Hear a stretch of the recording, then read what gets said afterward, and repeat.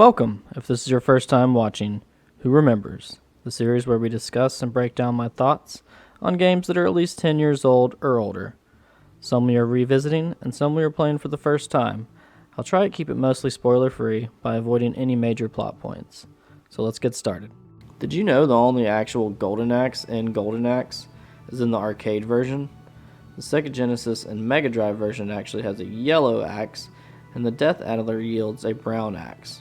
I just found this interesting. But anyways, let's talk about the arcade classic Golden Axe. Released in 1989 by Sega, this beat-em-up would become wildly popular and was a highlight of my childhood. Golden Axe featured 3 playable characters: Thraeus Flare, Gilius Thunderhead, and Axe Battler. How about those names? As a kid, and still to this day, I mainly play as Gilius Thunderhead. I always liked the fact that his weapon was a battle axe.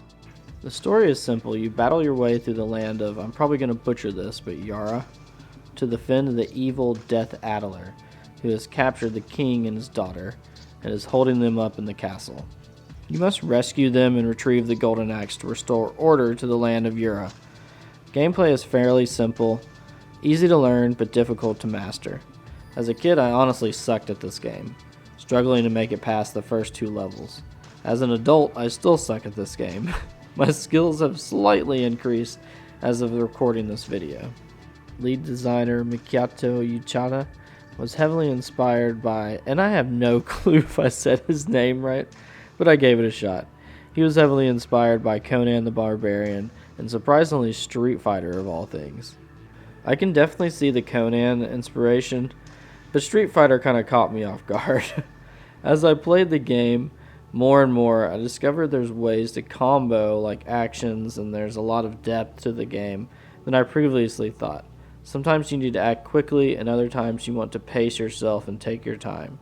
Your surroundings and environment come into play as well. Providing the player with cliffs, platforms, and rideable animals all coming together for the player to use to his advantage. My favorite, honestly, has to be the purple dragon. Strategy is the key for the player's survival, and each move must be calculated in order to survive to the next stage. I also noticed how important obtaining the rideable characters is to your success. Taking out hordes of enemies becomes a lot more challenging with just your basic combat. Picking and choosing when and where to use your magic spells is essential to defeating these larger enemy types. I never actually played the arcade version to my knowledge, but I love the arcade feel of the Genesis version. Nostalgia hit me pretty hard when the game loaded up on the title screen.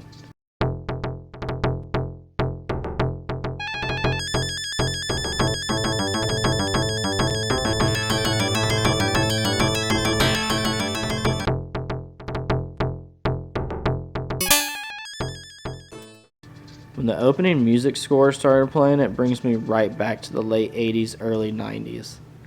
Seriously, it's always the music for me. I love it.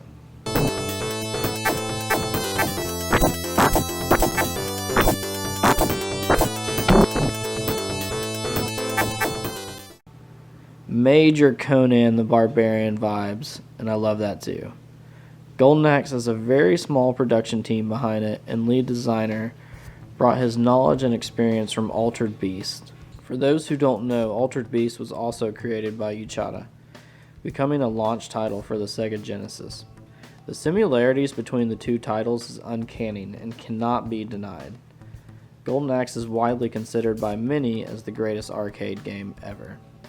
According to Wikipedia, so take this with a grain of salt, but by 1989 it had become the 18th highest grossing arcade game in Japan. The following year, in 1990, Golden Axe was the highest grossing arcade game in the US by January. It had obtained great commercial success and was building a real cult classic among the Sega fans across the world. It was fun, it was challenging, and great to play with friends.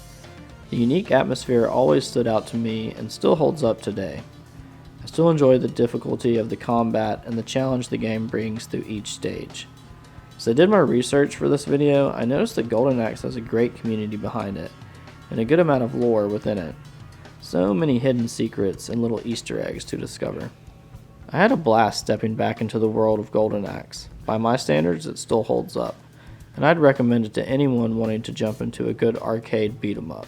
It's definitely more fun to play with a friend, but the single player experience was fun, and overall, I enjoyed it.